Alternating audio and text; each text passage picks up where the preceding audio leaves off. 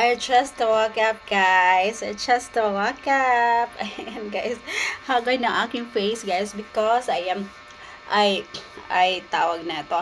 I, I woke up so early, guys. 4:30 a.m. na, ano na ako na, guys. Nagigising na ako. Ayan, nasanay na kasi ako, guys, makagising talaga na maaga. I don't know why.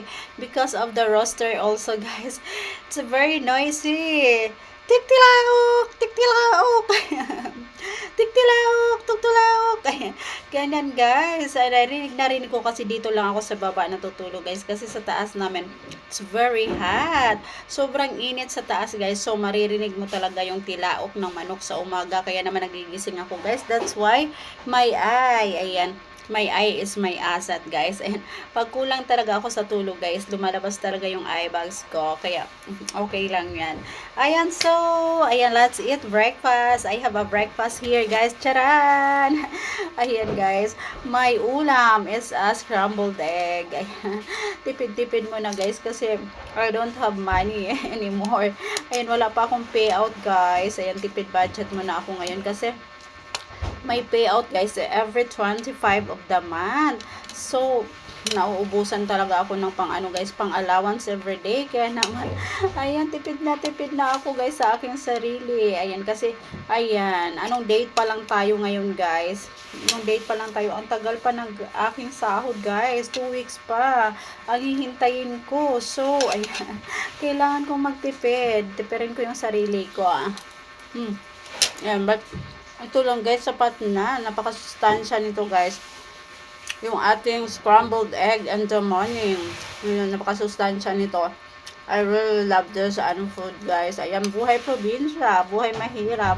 Ayan, sanay naman ako sa hirap, guys. Kasi, lumaki ako sa hirap, sa province. Ayan, kung maalala ko lang before, guys, na hirap ng buhay. Ayan, sa tabing dagat kami. Ayan, kagandahan sa tabing dagat, guys. Ayan, maraming isda. Ayan. Kaya, pag maraming huli yung kapitbahay namin, guys, namimigay sila. Kaya, nakalibre kami ng pang-ulam, guys. Ayan. Then, sa bukid rin namin, guys, marami kami mga tanim, kamote, balanghoy, saging.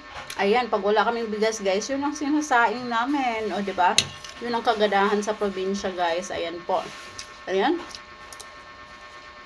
Buhay probinsya, buhay mahirap. Ano to?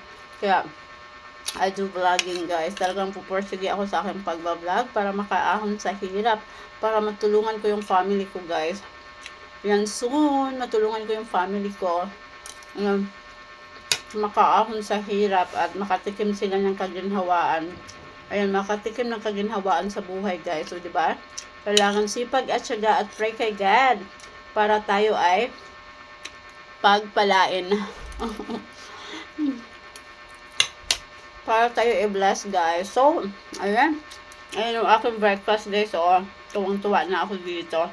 Diba? Sarap. Aking breakfast. So, yummy yun.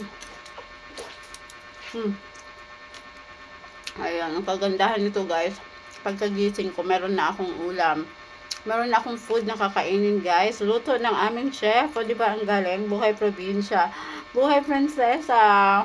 Diba? I really love it. Yeah.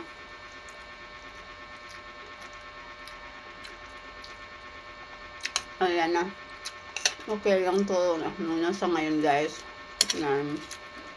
Lahat ng hirap may kapalit yan. Lahat ng hirap, ang kapalit niyan ay kasaganahan. Kaya, patient is the key of success. Kaya yun, ano muna tayo ngayon? Tipid-tipid, ayan. Hintay tayo kung kailan tayo makaraos. Yan po.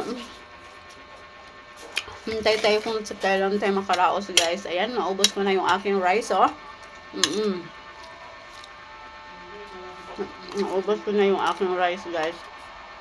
Ayan.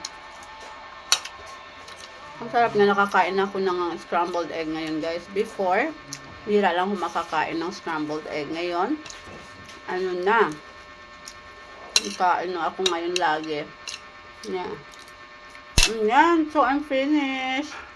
Kakain ko na to sa aming cat, guys, yung tira ko.